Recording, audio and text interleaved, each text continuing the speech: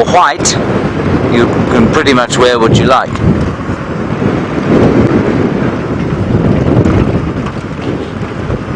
There's a young bull thinking about coming for a drink. He's watching us come up towards him now. I wonder what he was shouting at. If it was him, it may have been a herd around here.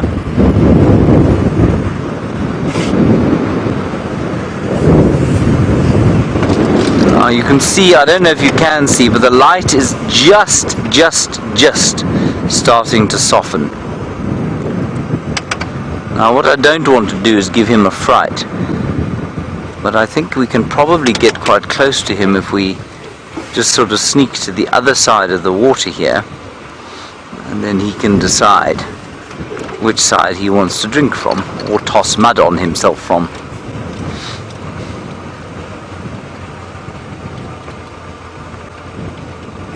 In fact, here's the best water, everybody. The best water is here. So I'm just going to ease around to this side so that he can come to the best side without worrying about us. There we are.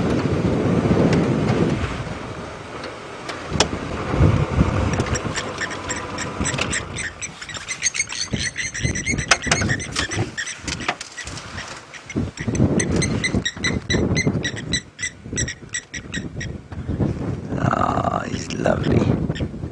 Young bull, just making his way on his own. He's probably about 18 or so. Yeah, he's gone straight to where the inlet is, because he knows that's where the best water is. And behind him you can hear the call of the great blacksmith lapwing.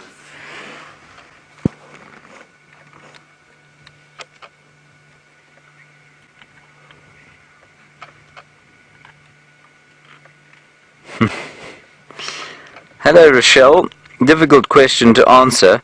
You say, do elephants really remember everything? I don't know, mainly because we're unable to speak elephant, Rochelle, so it's difficult to say. We do know that they have a very good repository of memory for places where there's good grazing. We know that they understand where water is, and we know that they pass that knowledge on to younger generations of elephants. So that's important to realize. But whether or not they remember us and as individuals, how much of their childhoods they remember, the experiences they have, we don't know.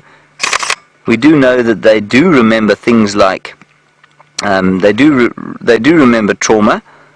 And they will remember being traumatized by vehicles, for example.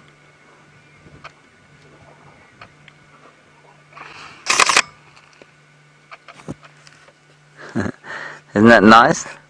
And that's just fun for swimming. Just cooling down the body.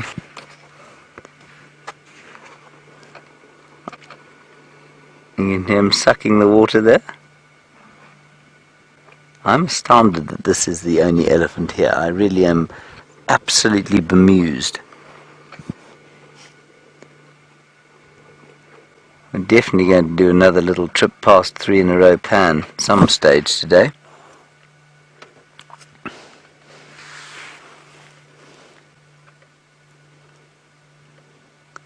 He's just watching us too. He's watching and thinking, what do we want? Why are we here? Now, Michael, in Doha, look at the colour of the elephant, and look at the colour of the elephant in comparison with his surroundings, and bearing in mind that you will be out here probably before the rains come. And also, I don't know how long you've been watching, but you've probably been watching since Jamie had the water buck. If you look at the water buck and you compare them with the colour of the surroundings here, which is largely grey, there's some browns, and there are a few sort of copper and orangish leaves hanging on the trees and a bit of touch of green. None of it is khaki. So Michael, I would suggest, and we will do the little experiment I was going to show you, but I would suggest you wear whatever you're comfortable in, nothing bright. So no bright blues or greens or yellows, but if they're dull colours of blue or grey, I think that's the most obvious colour to wear out here in the bush. I think it's the most well hidden. But just remember, you don't have to be hidden on your trail either. You don't have to be camouflaged from the animals. You just don't want them to see you if you happen to be sneaking up on one.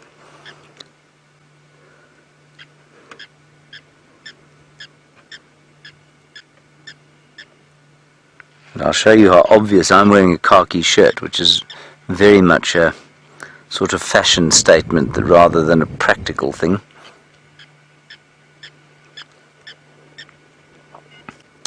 No idea. Dana, I'm afraid I missed your question. I think you're asking about the tails and what they're made of. Here he comes. I'm just going to lower my voice a little bit to see if we can't attract him here. What are their toenails made of?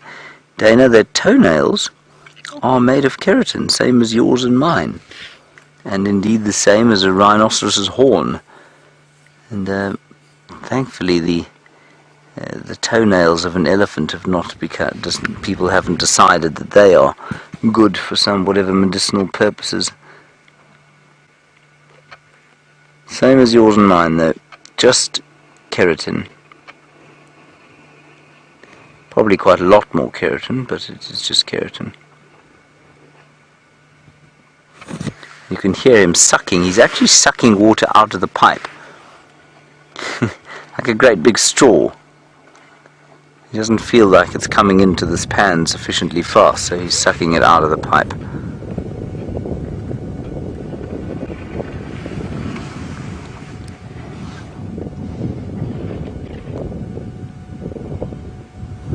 I keep expecting a whole nother herd to come wandering out of the woodland, but nothing. There we are. His ready-made straw. That is so cool.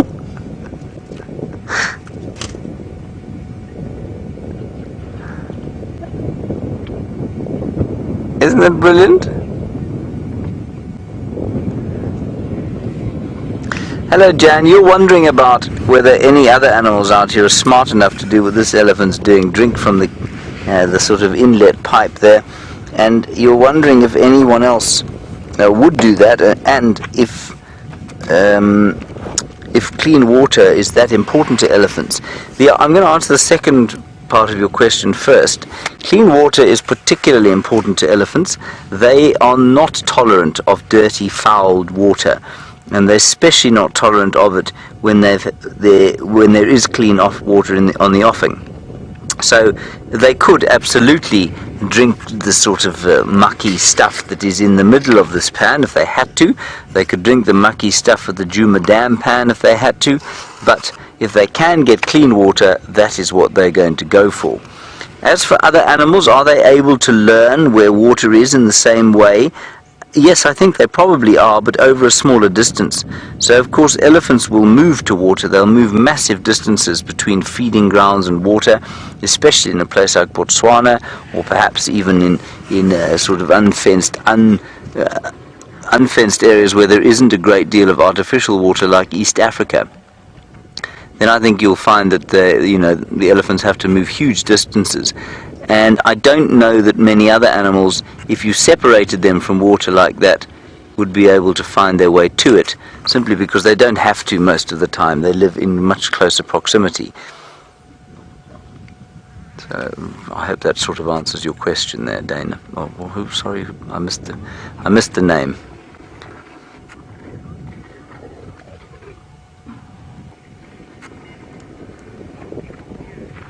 It was Jan. There we are. I've got it. Thank you, Jan. Sorry for forgetting that.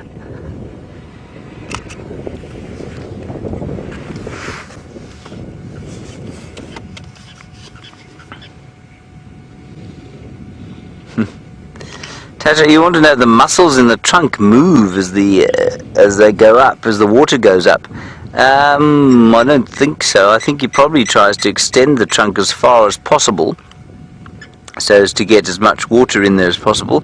Remember, the trunk is like a concertina, so it's quite short now. Then when he stretches it down to suck out the next trunkful, it goes up a bit, gets a bit longer, and then he blows that into his mouth. I don't know if they contract. I think probably the opposite. A startling appendage the trunk is.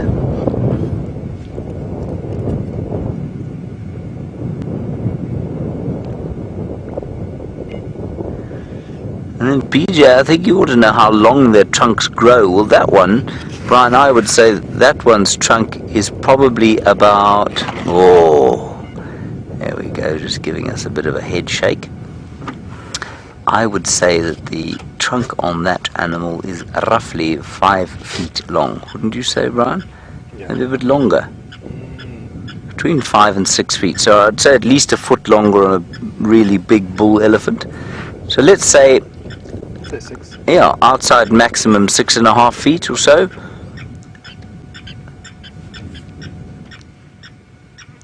This chap is very thirsty, of course. Now each trunkful is probably about 5 litres. That's about a gallon. It's just more than a gallon, so let's call it an even gallon. And an elephant, of course, a big elephant bull can drink more than 100 litres of water in a day. Now, that is 20 odd trunkfuls. Alright, we're going to wait here with this elephant and see what he does, and see if any others pop out and deign to join us here. While we do that, Jamie has got a tiny little antelope to show you. A tiny little antelope very, very far away. Have a look at this. This is probably the best way of sitting and watching a duiker. And so if we get any closer, there's a very good chance that it's going to dash off into the drainage line vegetation. It's having a thorough snuffle around the base of a jackalberry tree. And of course the jackalberries are fruiting at the moment, which is probably the biggest reason for why it's hanging out around there. There were 2 of them. I can now only see one. I think the second one, which was a bit closer to us, decided it got a little bit uncomfortable and it ran away. Oh, and our first duiker has disappeared off. Oh, I've decided to take a chance, since I've checked everywhere, and there's no tracks of the cubs and the adult lionesses coming out of this drainage line. So they have to be somewhere in here. We are quite far south where we are now, but it's one of the few places that I can go into the drainage line itself. So we'll go and we'll check along. Karula had an Inyala kill not far from where we are. And before we do that, I've just spotted somebody else who's busy enjoying the jackalberry trees. And for this little creature, we might have to go a bit closer. Oh, sorry Dave, that was a bit of a jerky pull off. There is a Vervet Monkey in this jackalberry in front of us. Yes, I can see you. And I'm hoping it's going to let us get a little bit closer so that we can spend a bit of time watching it. Hello.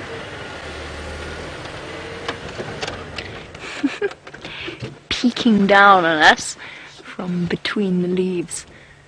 Well, presumably, when there is one monkey, there must be others, but I have absolutely no idea where they are. I can only see one.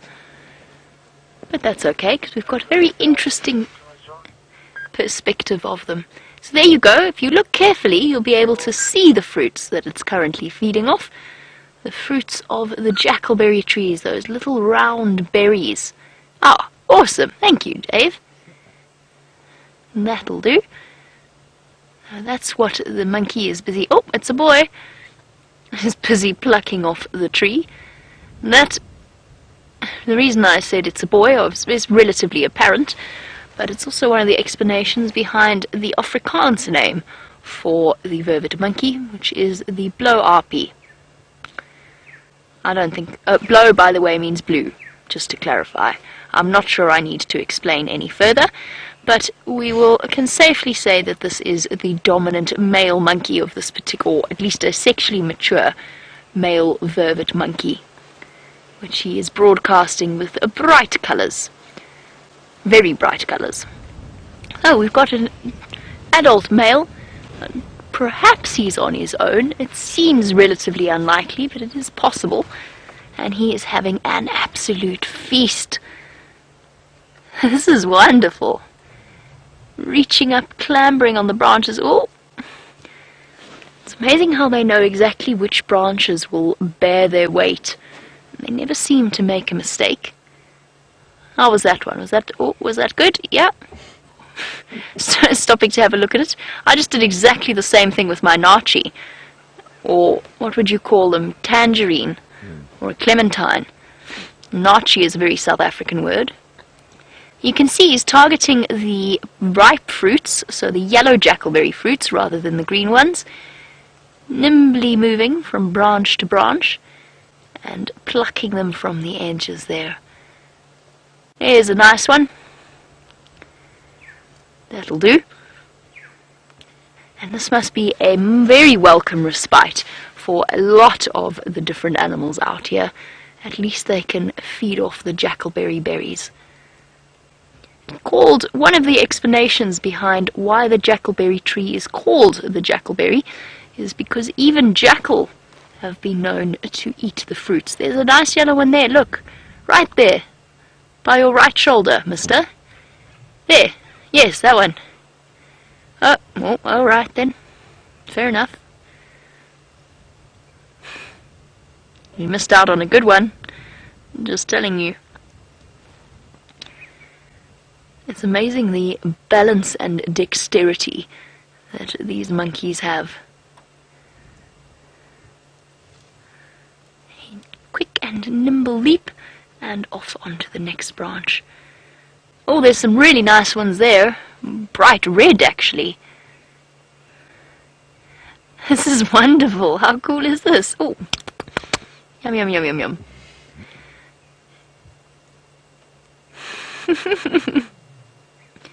I want that one, right on the edge.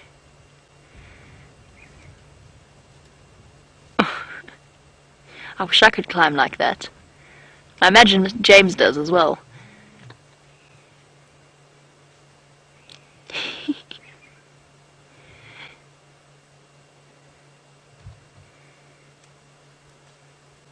This is so cool.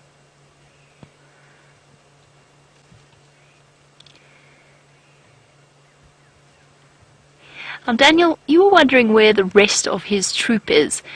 And I can't see them. I know that there is a troop of monkeys that lives in this particular patch of the Mulwati drainage. So they might just be out of view. Oh, there you go. Discarding the skin. Do you see that? Taking the fleshy pulp, but discarding the skin. There is one possibility, and that is that he has dispersed from his troop, and that he is in the process of attempting to join a new one. Which makes total sense, because obviously once a young male monkey reaches sexual maturity, he doesn't want to be in the same troop because he runs the risk of breeding with his mom and his sisters and his aunts and so on. So what they do is that at a certain age, they will start to disperse. And it varies from monkey to monkey. It seems to be there's a sort of a personality aspect to it as well. Some of the bolder males leave slightly younger, and some of them hang around for a couple of months, up to even a year longer. Now, it could be that this male is attempting to find himself a new troop, perhaps hanging out on the outskirts of another one's territory, and trying to make inroads very carefully. But he's got to be careful. The females of a Vervet Monkey troop are usually the ones responsible for chasing away outsiders. The males will join in as well, but the females can be quite savage in their treatment of new males, and it might take him a while to be accepted as a new member. So that could be one explanation as to why he is all on his own, plucking away delicately from the jackalberry fruits. He is providing us with an absolutely magical sighting, though. It's fascinating to watch. And that long, nimble tail dangling off and acting as a balance. One of those bizarre conversations that we've had before on these live safaris is the fact that if it wasn't weird, I would definitely have a tail. I mean, if it wasn't considered to be weird, I would definitely choose to have a tail. Imagine all the things you could do with it. You could open doors, hold your cup of coffee, and use your hands for other things. Apparently it's really weird that I think that. I don't think it is. What do you think, Dave? Would you have a tail? Sure, why not? Exactly. Why not? I think it's just like having a useful extra limb.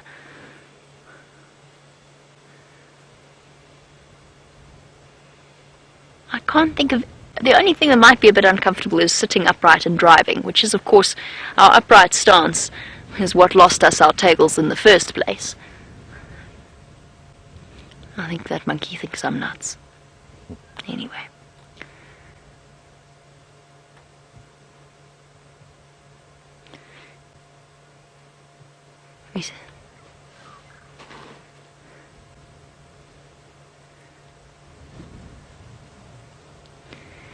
And Grime and Gats, we saw the monkey abandoning the outside of the fruit, the skin of the fruit, and you were wondering if it is bitter. It's not particularly so, especially when it is a ripe fruit. The flesh of the fruit is definitely nicer though. So I guess he's just decided that it's not worth the digestive effort to try and break down the skin, rather just get to the pulp. It might just be this particular individual monkey's taste, because I've seen them put whole jackalberry fruits in their mouths and chew them and swallow them. This one just doesn't really seem to like the skin. He's like a fussy child that needs its apple peeled. He seems to prefer the fleshy bits, but I have definitely seen animals eat the skin as well, and as far as my experience is, it's not particularly bitter.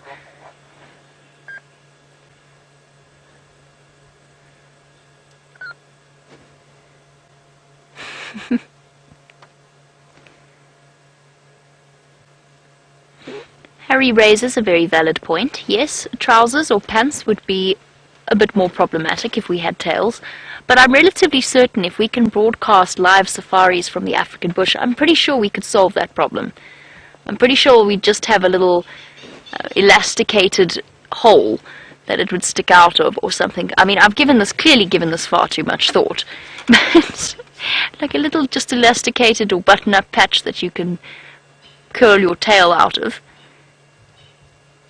And just think, people would get them all dressed up and they'd have accessories for them, like the equivalent of... Okay, no, I really am going a bit too far with this. It would be fascinating, though. He's checking to see what's frightened the Franklin. And see that change in body language? And he's not too concerned about it, whatever it was. He just wanted to make sure that it was nothing serious, like a stalking leopard. Leopards, of course, being one of the few of the cats that are agile enough to catch a monkey in a tree. So he sort of stood up there on his hind legs, peered across over the wall of the drainage line, and then decided that whatever it was of no threat to him. Oh, we're going back. There's some more nice ripe seeds there, ripe fruits. He's very, very relaxed, this particular male. The troop that lives around the Mulwati drainage is usually quite skittish. There you go. So Cat in Tampa is on the same page as I am, and says that she would love to have a tail because it would be a great way of whacking flies away while she walks her dog. And there you go. See, there are so many purposes. Steph thinks I'm completely bonkers. He just gave me... I can just picture his facial expression right now if he happens to be in final control. There's going to be a raised eyebrow or two. Standing by, Rexon. Yeah, where are you? I'm in the Mulwati Vulture's Nest Junction. Sorry, where did you find them? Well done. Tried to cut back from Flemoon's cut line. Angus, they are now back to the drainage line. If you drive between them, so I can able to direct you, because I'm on the very close to Central Road, but I can see them deep in the Tambodi thicket.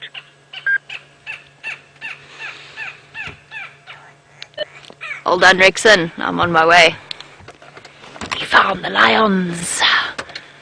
Okay, so time to leave our gorgeous male monkey and start moving off. But just think, you know, all the things you could do with a tail. Bye-bye, Mr. Monkey.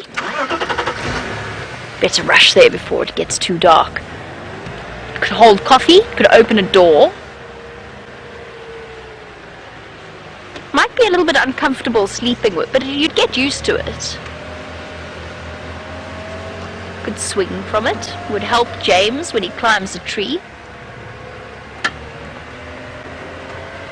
What else could you use it for? Okay, I'm running out of ideas now.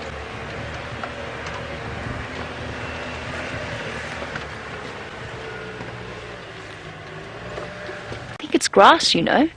I think the fish eagle's nest building as well. Where's it going?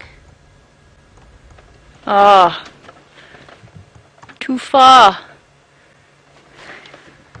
Well done, Dave. Everybody give Dave a round of applause there. He managed to... That was awesome. Sometimes we really throw our cameraman under the bus. What's that small flying bird doing really far away? They, of course, rise admirably to the challenge. Tails, yes. So, by the way, I'm not going to the fish eagle because I want to go and see what these lions are up to, and I have a feeling it kept flying south over our southern boundary. So, tails. Leopards using them for those sharp twists and turns that they do, as well as quite a useful balancing instrument when they're up in a tree. Cheetah, something similar, but with a bit more weight towards the end, because the high-speed runs that they go on, up to 100, even 120 kilometers an hour, they use them as a rudder to help them balance. Zebra swish flies away with their tails. And all animals, of course, use their tails to...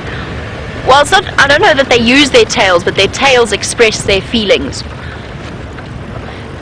So if they're angry, or if they're submissive, or if they're dominant, it communicates that to other animals, because of course they don't talk.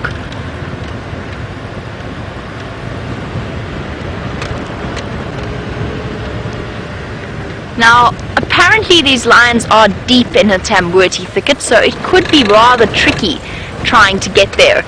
While I try and figure out with Rexon exactly where they are, let's go back across to James on the Great Plains of the Cheetah.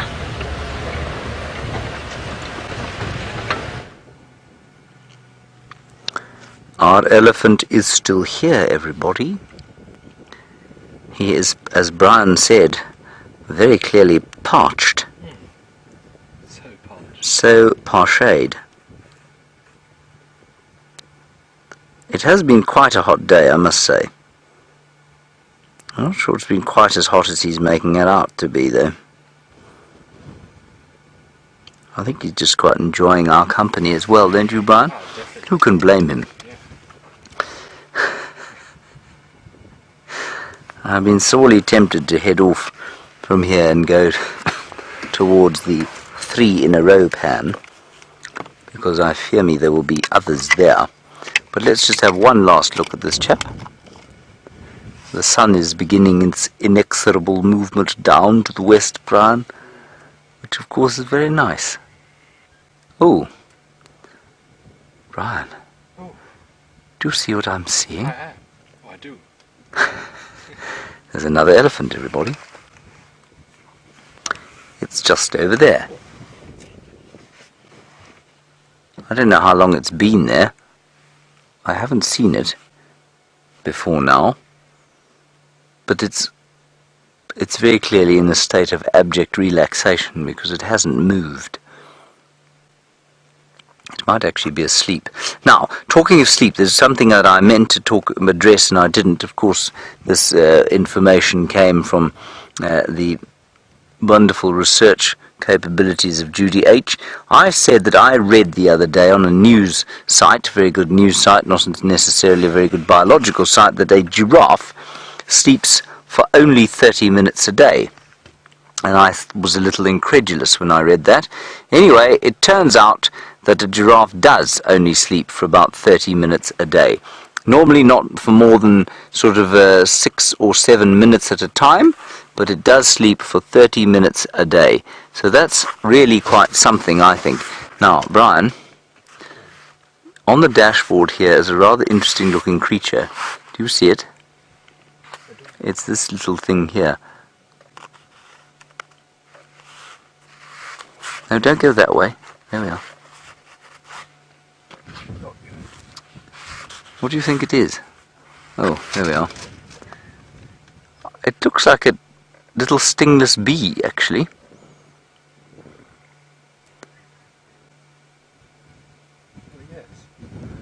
That is really quite cool. I think that's what it is. I think it's a stingless bee that has got lost. And for those of you who are wondering what's happened to the stingless bees in the giraffe skull, well, we'll shortly be rediscovering them, with any luck.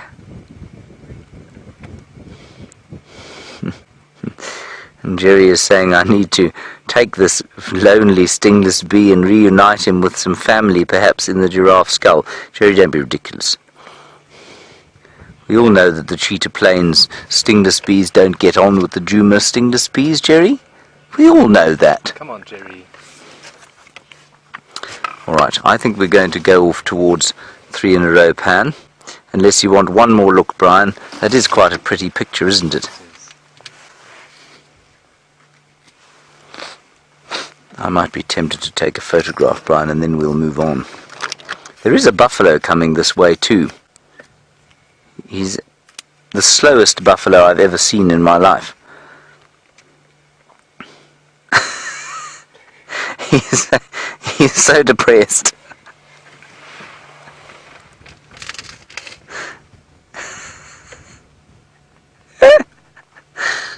Shame he isn't looking good. Look at his hips sticking out. Yeah. No, that's why he's depressed, everybody. He's depressed because I don't think he's so well.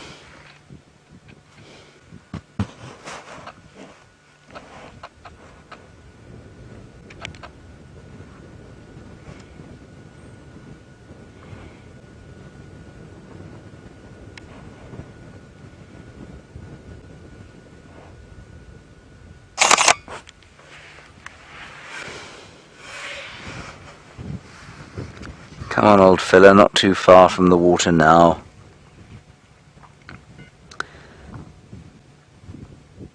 Come on, come on. That's it. Prozac available on tap here at the waterhole. Help you through the tough times. Gosh, he really does look like he's struggling. Oh, I had no idea that he was quite so skinny. I'm not sure I would have cast quite so many aspersions on him. Do you think he's charging us, Bryan? I think so. Full steam. Do you think that's all he's got left? I think maybe. Oh, shame. He really doesn't look good. And he's not old, you know. That's not an old buffalo.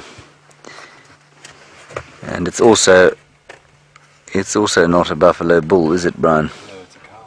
It is a cow on her own. Yeah, she's not well. She's panting. It's heat that's making her pant, I think. And possibly also a bit of disease. Oh, shame. It's not nice to see. And I know many of you will be thinking, well, maybe we should help put her out of her misery, sort of thing. She might recover, you know. Doesn't look like it. But so many of the animals out here that we think are in abject sort of peril, about to die, because they couldn't possibly recover from the state that they're in. It just so often isn't like that. So we're going to wish her our best and hope that she makes it. I think she stopped actually because she's so hot. Maybe we're in the way. And I think we're also in the way, yeah. Chris, you are wondering if they're dangerous. In this state, actually, yes, probably they are dangerous. If they were to come across you on foot, they'd be very nervous, and so she could be dangerous on foot. Not now, no, though. She's not dangerous to us in the car. I'm going to move, everyone, because I don't think she's too keen to come too close to us. So let's just move away so that she has a free go at the water. Shame, I feel a little bit bad that I was saying nasty things about her.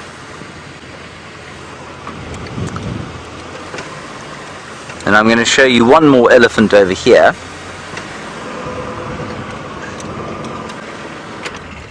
There he is. And I thought it was a little bit strange that this chap, our deeply thirsty fellow, was drinking on his own, and that there was nobody with him at all. But I think you'll find that these two are probably in visual and audio communication.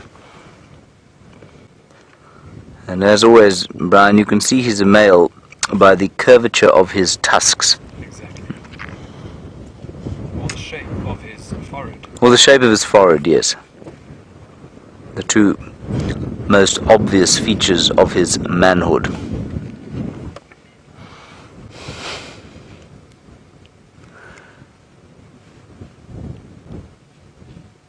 I must confess, when I see an elephant in that state, everyone, I do wonder how he doesn't do himself a serious injury. Rocky night, while we look at that elephant wandering through what is possibly a fairly vulnerable state.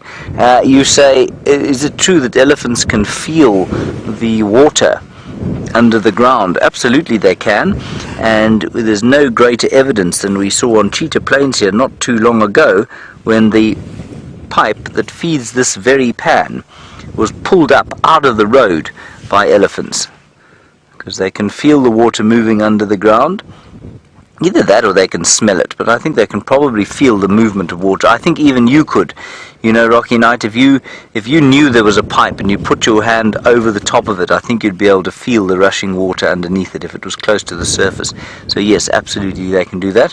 But they can also do it in dry riverbeds where they dig for water. They can feel where there's water there, or smell where there is some sort of bubbling towards the surface.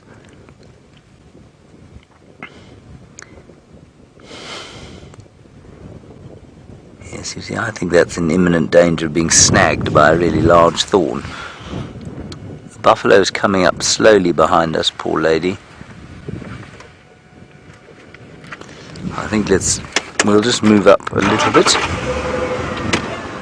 This elephant bull is going to double in mass if he keeps drinking like this.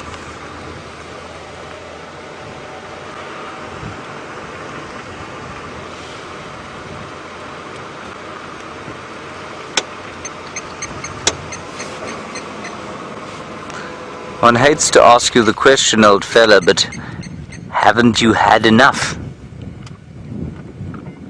Carol, you're wondering about how much water an elephant can have in his trunk. It's about a gallon. About 4.5 to 5 liters of water in one trunk. I mean, I imagine there's quite a lot of variation.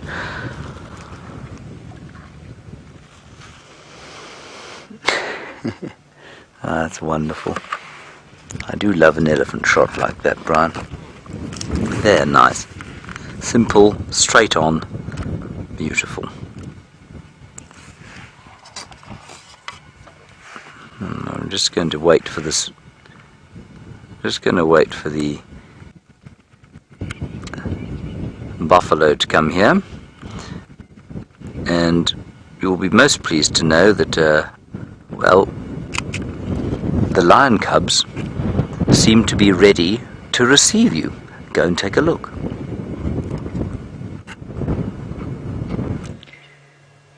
They are ready to receive you indeed. And just have a look at this amazing work by Rexon. One tiny head peeking out at the back there with some tired lionesses.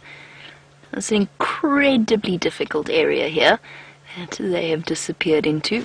So we were right about where they were, which is a good thing. Definitely makes me feel better about life. As for how many cubs we have here, I honestly can't tell you. I've counted 6 heads, but that doesn't mean anything. I mean, I cannot see at all further into behind the bushes. And we've got 2 of the older looking ones there, I think. Now hold on. Are there 3 there? No, that's just another foot. That's just a front paw that was at a strange angle. There's 2 there lying up with one of the lionesses. And then there are a couple more at the back. And unfortunately there's not much that I can do in terms of repositioning. So for those of you who've been incredibly concerned about the safety of the 2 missing cubs, I'm afraid we're going to have to wait a little bit longer with bated breath, because I don't know how many there are here. And I can't really do much in the way of repositioning. I mean, there's just piles of lions everywhere. It's almost impossible to distinguish one from the other. But aren't these just too gorgeous? And the nice thing is that we've arrived at the perfect time, because the cubs are starting to wake up. It's got a little bit cooler now, and they're going to be wandering about, playing every now and again, standing on top of Mom, and perhaps at some point relatively soon treating us to a sighting that is as spectacular as the one that we enjoyed this morning.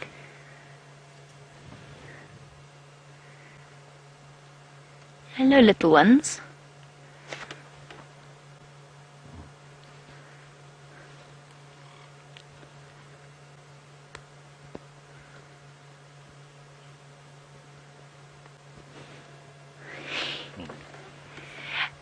And Zillionx, I couldn't agree more. Zillionx has said, what a time to be live, and that they can't believe that they're watching a woman sitting next to lions from the middle of the African bush in 720p. Isn't it incredible? It still blows my mind. I would love to be able to tell you how it all works, but I have absolutely no idea. I just look at animals and chat a little bit about them. Anything more than that, I couldn't begin to tell you. There's some magic that happens with technology.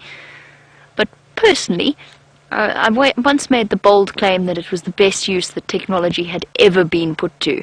I think that might be pushing it a little bit.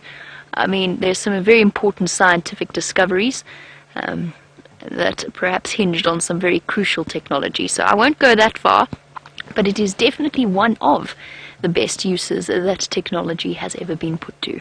And it's lovely to have you on board. I hope that you send us through your questions and your comments, and perhaps you might even find yourself something of a Safari Live addict. I know that we have a few viewers that haven't complained per se, but have certainly become avid viewers of our live safaris with all of their magical moments. And the joy of it, of course, is that it's like watching a sports game live. So yes, sometimes the animal is hidden behind the tree. It's not documentary perfect visuals, but at the same time that is the magic of it all, because these animals are wild, doing what they do best, without in any way being impacted by us, and without us ever knowing what is going to happen. For example, these lions, when was it, about a month and a bit ago, killed a buffalo on our live safari in front of us. So absolutely anything can happen while you're watching. Why, just the other day, Dave and myself sat on a similar evening, except this time we were with leopards, 5 leopards actually, 3 adult leopards and 2 cubs, when a hyena decided to emerge onto the scene, and then all of a sudden 3 wild dogs came bolting on, just as we were about to say goodbye to everybody. So you really cannot begin to plan from one day to the next exactly what these creatures are going to do. That being said, I can tell you that the Nkuhuma lionesses are going to be very, very focused this evening. They are hungry, and they're going to be looking for dinner. And with 8 hungry mouths to feed, one can hardly blame them.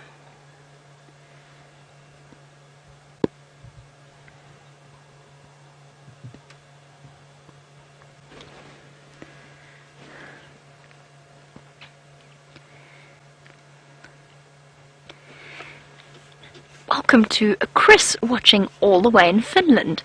Chris, I think it's the first time I've ever heard your name on our live safari, so it's lovely to get your questions through.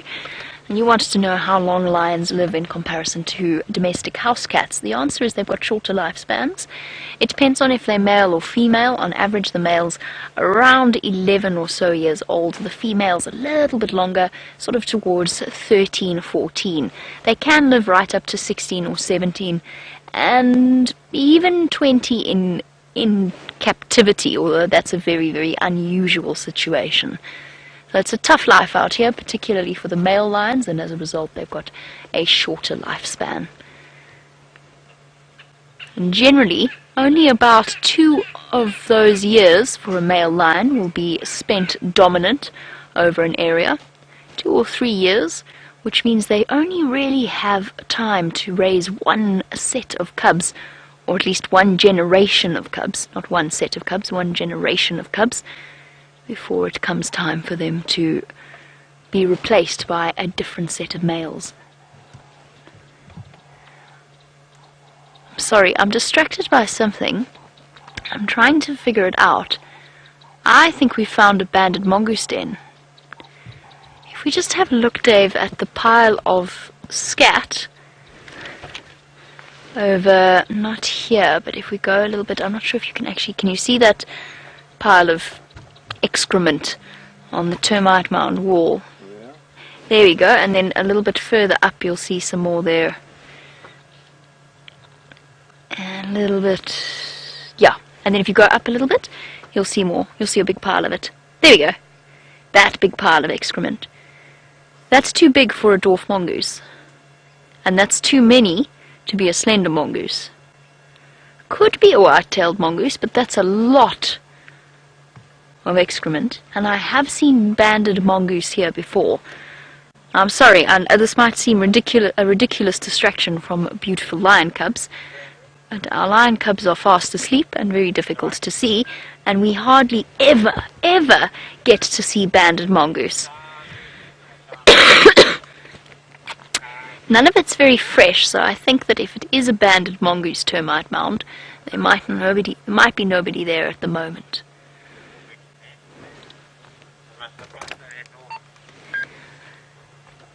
That's affirmative, Andrew. Come north from there. Alright, come in. Okay, our lion cubs have made life very difficult. Andrew, they're in quite a thicket here. Visuals not fantastic for now. They look like they might be stirring. Okay, give me thanks. Okay, I'm just trying to problem solve this particular situation. I'm just trying to work out if we could squeeze under that tamboti tree. I don't think so. Not without doing ourselves some serious damage. Now, while I give that some thought and try and figure it out, let's go across to James for an update on his side.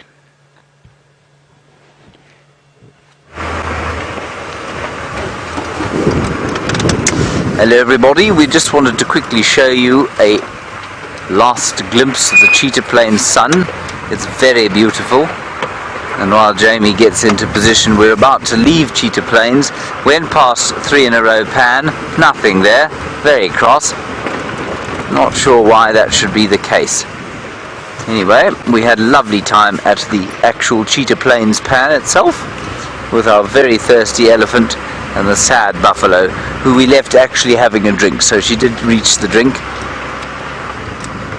Don't know how long she'll last, but we'll see. Not much else. It doesn't seem to be a huge amount else going on between the clearings and the actual lodge itself, where the next water is, and I think that's because, well, just much of the vegetation has now been denuded from this area. As you can see, it is fairly, well, grey. Oh, you know what we should do quickly? While Jamie repositions, Michael, I just want to show you something quickly. I'm going to ask Bryan to focus into this bit of woodland here, right? And what we're both going to do, Bryan, is we're going to, well, you can just follow me, yeah. We just tilt slightly to the left, and tilt up a bit. Right, now, come with me, Bryan. What I want you to notice, Michael, is the difference. We're wearing a number of different colors here. Bryan is wearing green, and I am wearing khaki and blue. And so what I'm going to do is walk down through here. Hopefully there isn't anything that's going to eat me. And what I want you to notice is which colors are the most obvious for you to see as I walk down through here. And I'm going to stop. I'm going to walk a little bit more through these bushes. And then I'm going to come back to the car via the same sort of route. Bryan is going to do the same. Yes, good to see you too. Good to see you. Almost invisible there.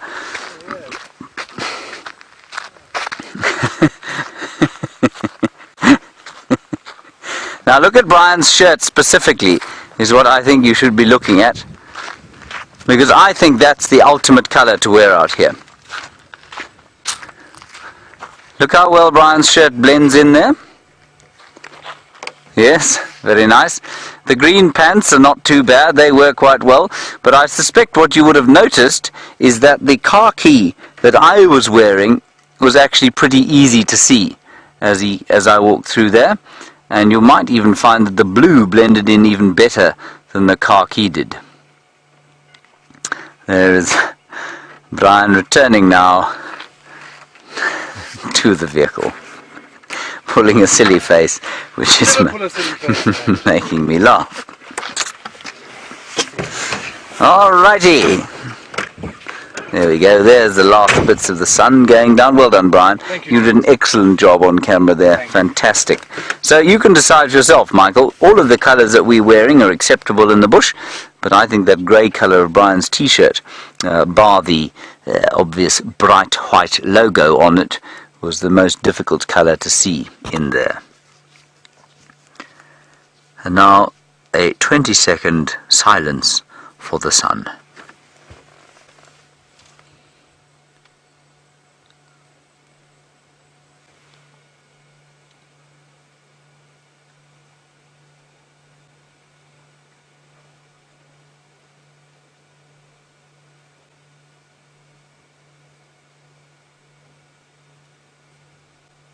It's amazing how long 20 seconds can be, isn't it, Bryan? Isn't that lovely, everyone? All you can hear, maybe you heard just the tiny little sound of Shivambalan, the emerald spotted wood dove going toot, toot, toot, toot, toot, toot, toot, toot, toot, toot, toot, toot. Now, a wonderful question from an Irishman, which, of course, just saying that makes me desperately want to try the accent, but I'm going to try and stop myself.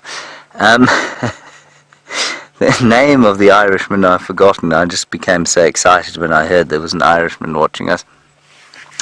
And he... Oh, Foxhat. Foxhat is Irish. That's interesting. You say, is there anything that you can wear? You're about to go to Kenya. Anything that is going to discourage, any colour that's going to discourage the insects from having a go at you? The only colour, believe it or not, that I've seen insects attracted to are reds and oranges, because that's, of course, the colour of the flowers that they're attracted to. So I'd be careful of reds or oranges. They also are attracted to water. So if you have got wet clothes, or wet or red or orange t-shirt, fox hat, you'll find that the insects are going to try and bite you. Don't you think, Bryan? I just couldn't stop myself. And I know this is probably terrible, but I just couldn't stop myself. So no orange or red shirts, especially not wet ones. Apparently yellow too. Yellow also. The bees love a bit of yellow. Mmm, delicious. The bees. Terrible. Now I can't stop myself, Bryan. I'm just going to keep going.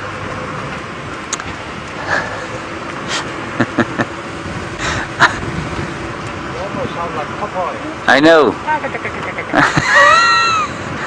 I don't think Popeye was Irish, was he?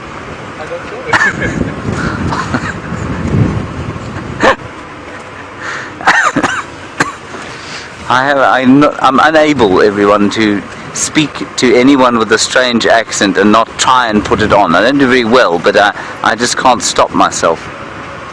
when Hayden comes out here, and Hayden Turner comes out here from Sydney, whenever he says, hello, he says, hello mate, he always, he speaks with an Australian accent. I can't help but saying, yeah, g'day, it's lovely to have you with us. And then I go, oh, no, you can't do that. Shake his hand more formally.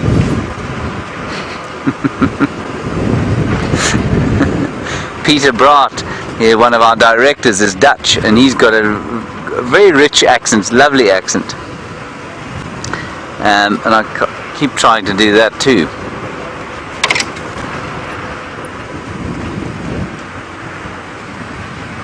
Dina, you were wondering about camouflage in the bush and whether it's a good idea to wear here, given that your wardrobe currently is bright blue and lime green. I wouldn't suggest anything bright out here, Dina. Sorry. Oh, you're worried about wearing camouflage illegally. No, Dina, it's not illegal to wear camouflage out here. You can wear camouflage if you like. I know that you've been doing some research into coming to Africa, but camouflage you can wear. You can, if you don't mind looking ridiculous. I always find that people on safari wearing camouflage, I just think it's not necessary. Unless you're a sniper in the SEALs or the SAS, I feel camouflage is probably not necessary. I don't think we're going to lose signal now. Lucy, must we do a loop, or shall we hand over to Jamie?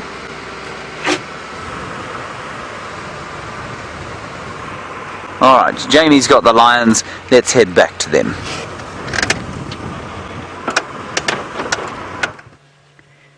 While James ducks through the bad signal, or the Gremlin Hollow, as Brent calls it, we've managed to shuffle ourselves around to get this stunning view that you see in front of you.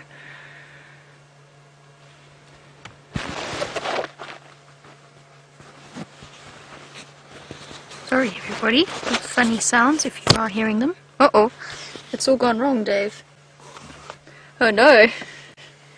Oh no, Dave. It's gone terribly wrong. Okay, hold on. Sorry everybody for the sounds you are about to hear.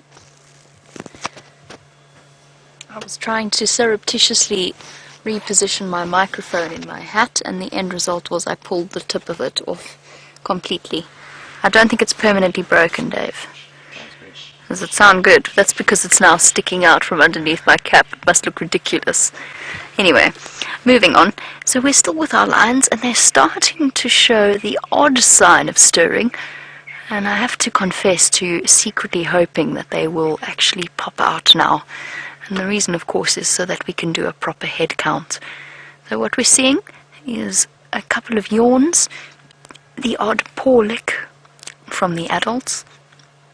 And that in turn, I think might mean that they're about to get up.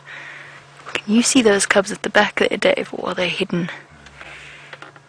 There's two little cubs having one serious wrestle. That's too far down. Oh, there we go, well done.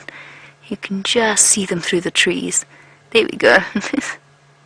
Yes, there we go. Awesome, well done, Dave. The two youngest cubs having a little bit of a brawl. They're so cute. Little fluff balls.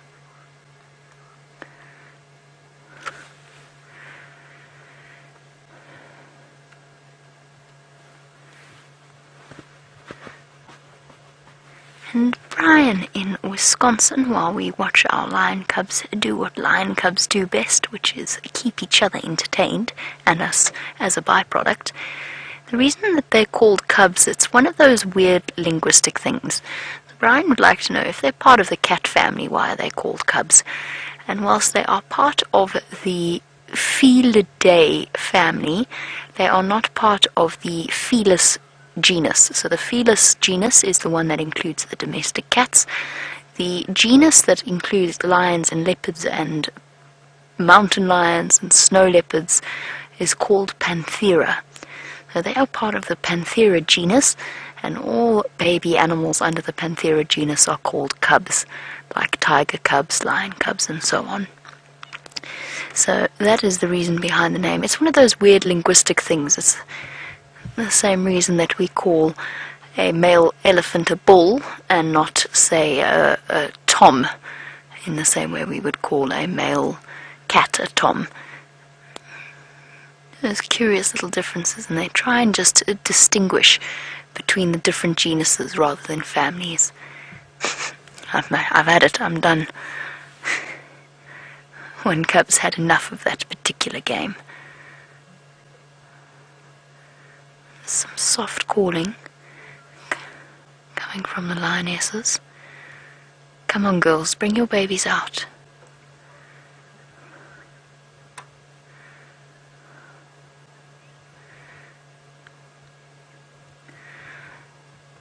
Arcadia, look at this little one being adorable. Of course, we still don't know if the two of them made it back.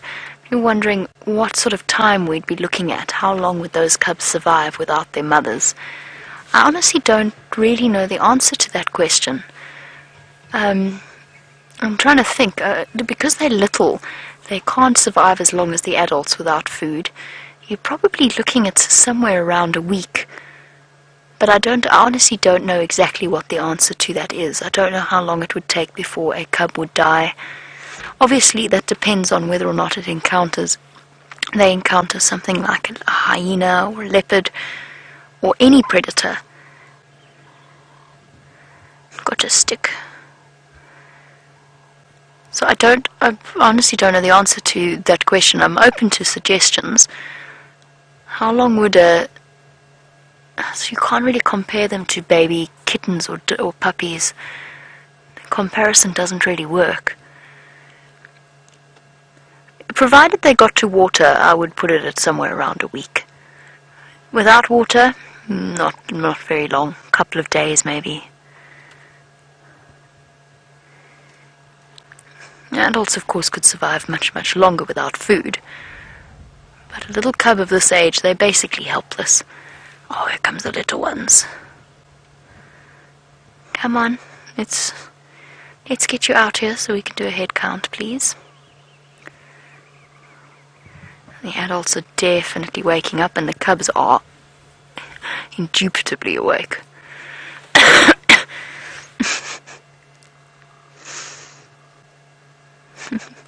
1, 2, 3, 4, 5.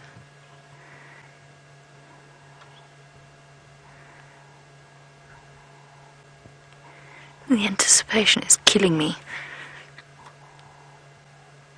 Look at these two lying on Mama's legs, battering each other.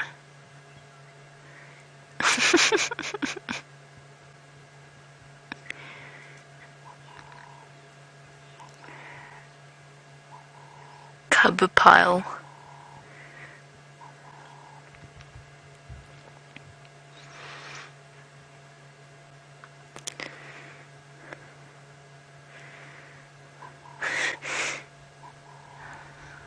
While the cubs keep each other occupied and while we wait for them to start moving out into the open, let's have a look at James's gorgeous sunset.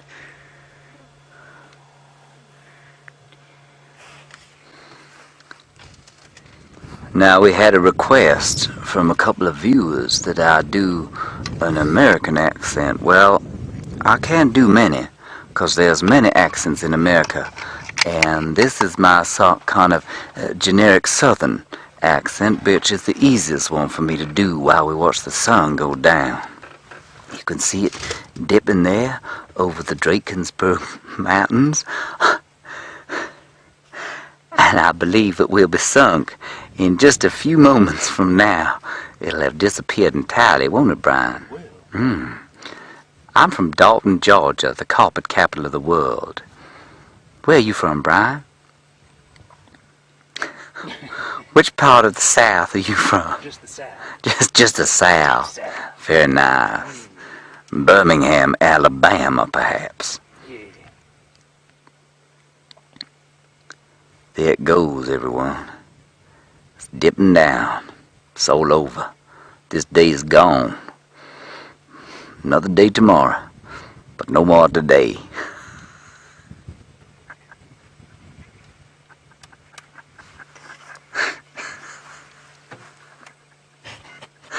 Hello, Cataclysm. You's asking me what is my favorite accent to do. Well, I don't know. I quite like this one, if I'm being particularly silly. But my favorite one to listen to is undoubtedly the soft Edinburgh Burrow. So were you to meet a girl in the streets and she was to talk to you in a soft Scottish accent like this, I would be overcome with emotion. I feel it's probably something to do with my ancestry, but I just find it very attractive.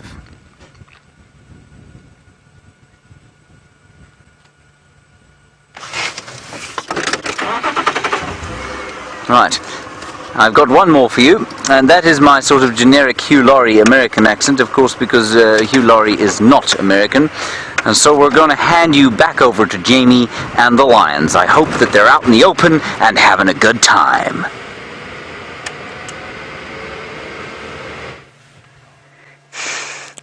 They're slightly more in the open, and definitely having a good time, although perhaps not as good a time as James with his fantastic accent combinations.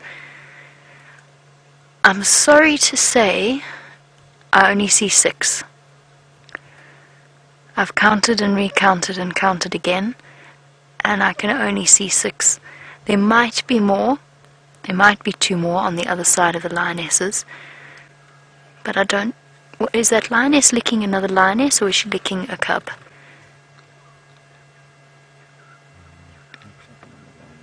I think it's the other lioness. Oh, bless you, whoever sneezed. Little cub. 1, 2, 3, 4, 5, 6.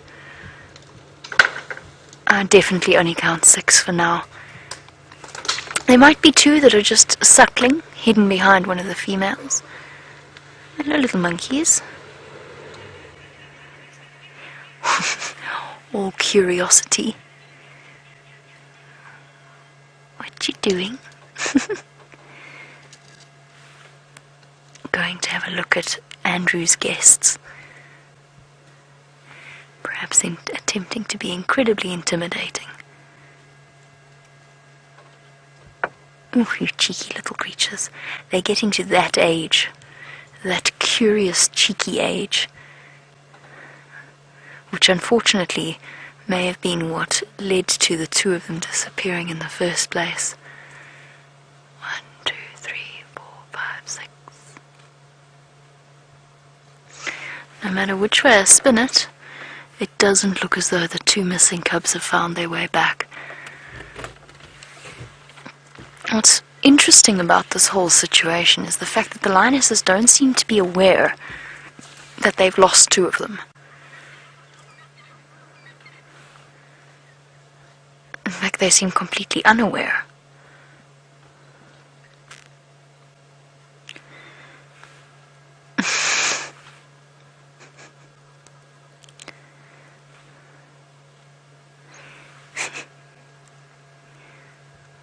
Honing. Oh, I got your foot. I got your foot.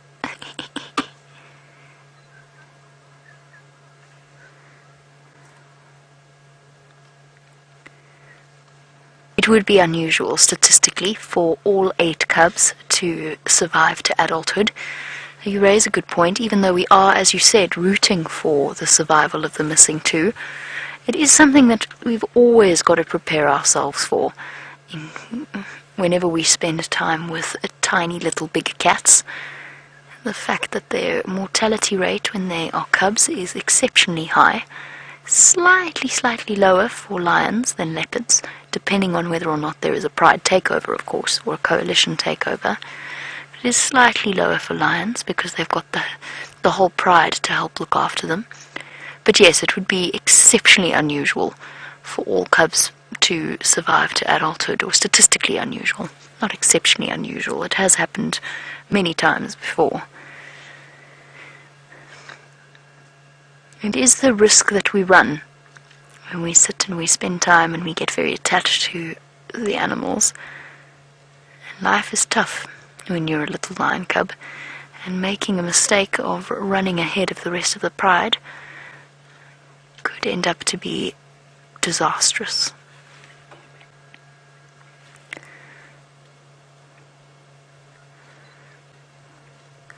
I think by now, if the other two cubs were here, they would have come and joined in the game.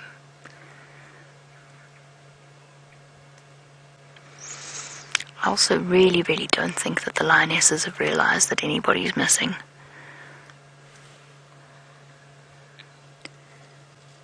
And it is difficult to keep track of that many little squirming creatures. One of them's making his way to join the rest of the games.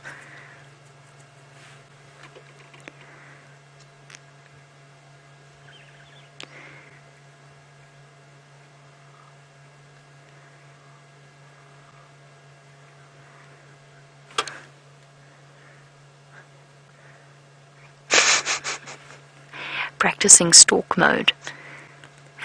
Of course, watching them play like this for us is incredibly entertaining. For them, it's of vital importance, practicing the skills that they will need when they become adults, and perfecting that buffalo grasping technique. Got you. And also it's all fun and games until somebody starts to yowl and gets hurt.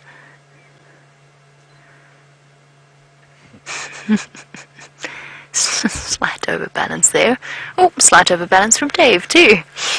You okay there, Dave? You're just overwhelmed by cuteness.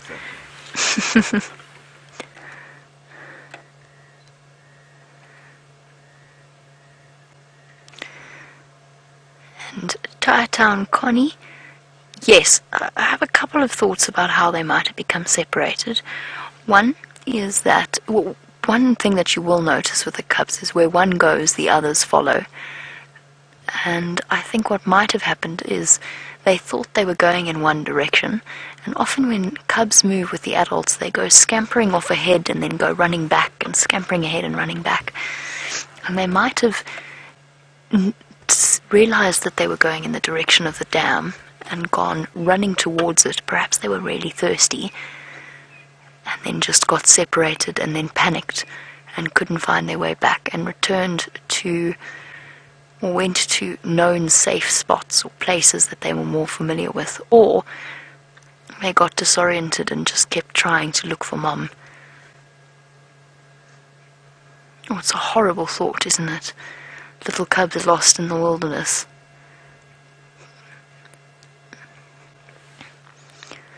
There's nothing we can do, though. Unfortunately, we just have to hope that tonight they hear the call of their cubs and go and find them.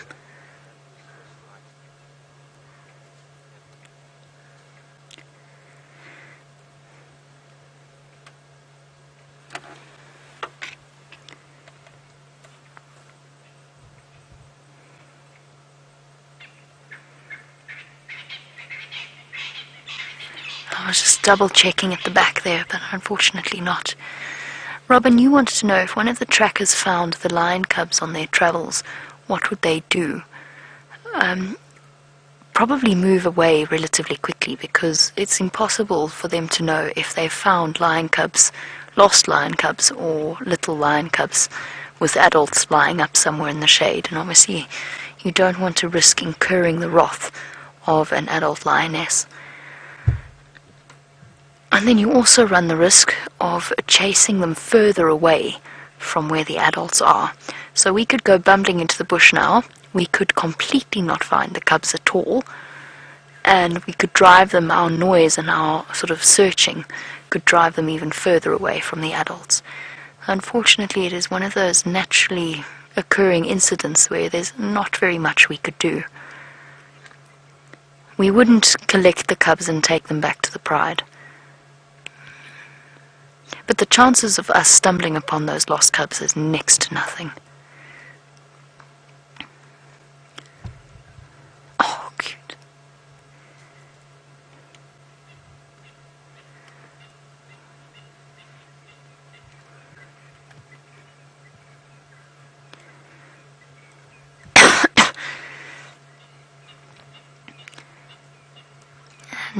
Deborah, our armchair traveller. Good question from you, whether or not if the Birmingham boys that came through the area and they happened to encounter the lion cubs, the missing lion cubs, would they recognize them as their own? Yes, I think that they would, somehow. I think that they would recognize them. They definitely wouldn't put any attacking quarry bushes.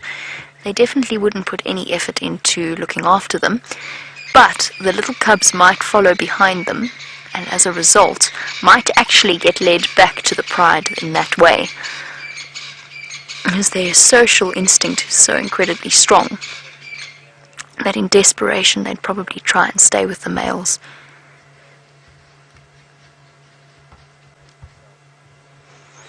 They're so close, though. That's what I can't understand.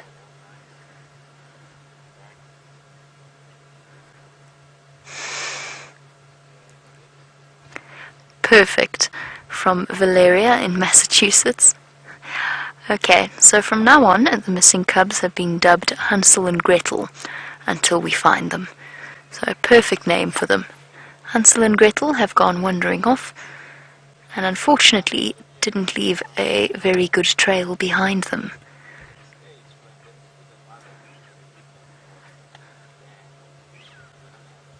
So close to being found. I mean, this is basically where the little cubs disappeared off to this morning. The only thing I can think that they might have done is gone to ground, hiding somewhere in the drainage line. You've got a stick, little one. Is that just the best toy ever?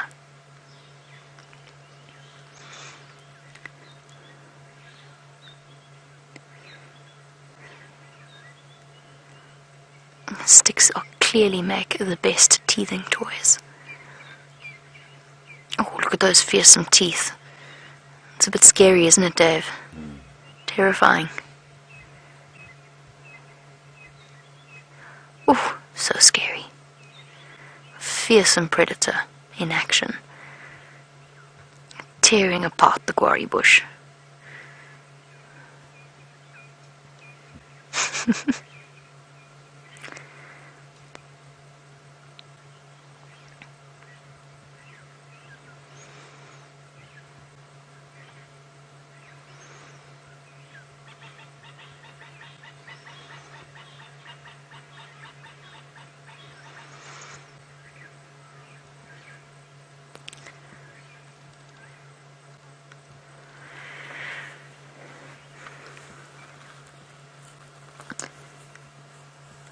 Oh, if they were leopard cubs, I think we'd find ourselves far less concerned. And I have to tell you, before we do get too panic-stricken, just do bear in mind that these little lion cubs were left for huge periods of time when they were first born as helpless little creatures with barely open eyes and ears for days. The mother would come back, feed them, and then leave them again in drainage lines, and they've all managed to survive. We'll just bear that in mind and remember that these little lion cubs have serious survival instincts. And Deborah, in Minnesota, would that mean that they would climb trees if they sensed danger? Probably not, but they would know enough to go run and hide, and try and hide in drainage lines and in places where they feel safe. If I had to throw a guess out there, I'd say they're either very, very close to where we are now, or they've gone to Gowrie Cut Line, to a den site that is familiar to them. Oh. Yes, you get that quarry bush. Oh, get it. You got it. I think you killed it. Well done.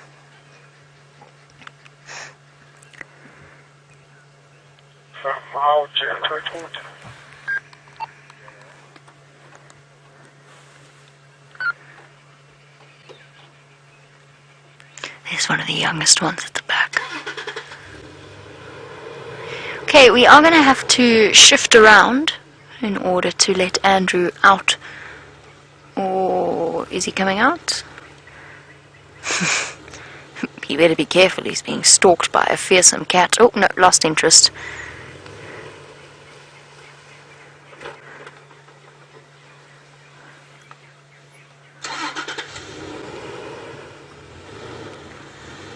we're just going to play a game of musical cars and switch around, and while we do that, we're going to send you back over to James.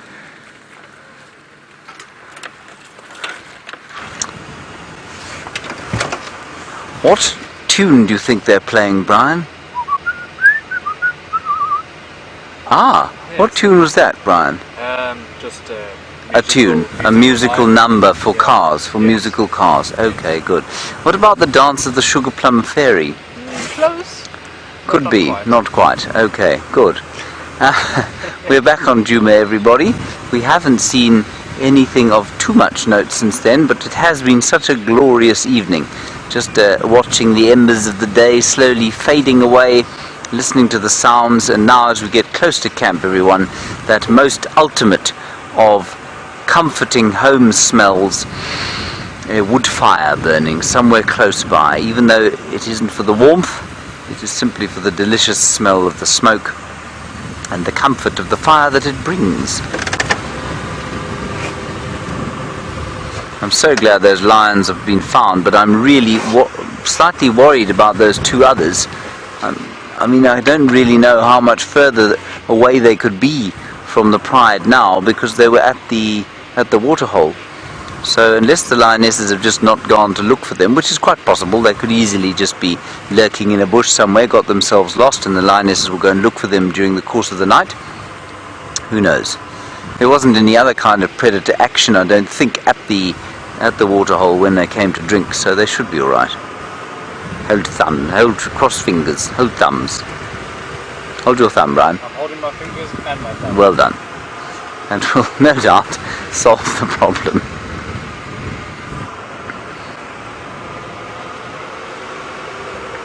And I was expecting a great plethora of animals to have arrived on Q-team clearings. But clearly, you know what? You know why we're not seeing so much on quarantine clearings at this time of the day at the moment? It's because there are clearings just about everywhere now, because all the leaves have fallen off the trees and there's not much sort of in the way of vegetation. I don't think animals are bothering to come up here at all to spend the night out in the open, because everything is basically out in the open.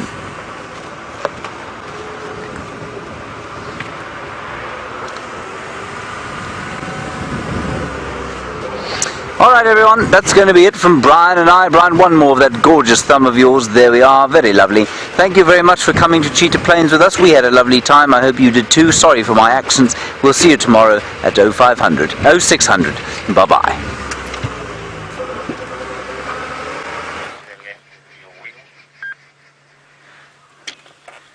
And so we get to spend the last few moments with the cubs. Sorry, and my hacking cough. Oh goodness, sorry about that. Nkuhuma still with Jamie on lock.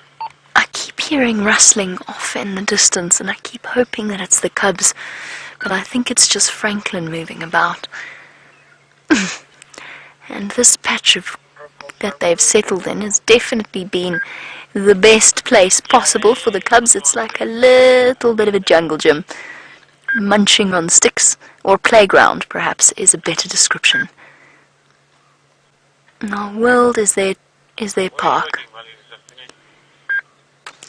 Amber Eyes got up a little bit earlier while you were with James, but she's gone straight back to sleep. So for those of you who will be up all night tonight, I will not be, but those of you in different time zones, if you could keep an eye on the Djuma Dam camera, hopefully at some point you will get to see the Nkuhumas on their way to go and have a drink, and hopefully... Shh, Franklin, I'm talking. Give me 1 minute. Hopefully it will be with 8 cubs, and not 6. And we'll have to wait and see what tomorrow holds, because of course now it is getting a little bit too dark.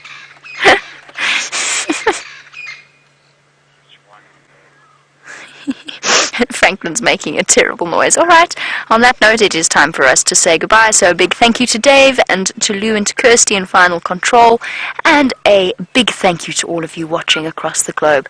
We'll catch up with you on the Sunrise Safari tomorrow, and I promise you the first thing we will do is head out and look for the Nkuhumas. Until then, have a wonderful day wherever you happen to find yourself, and I'll see you tomorrow.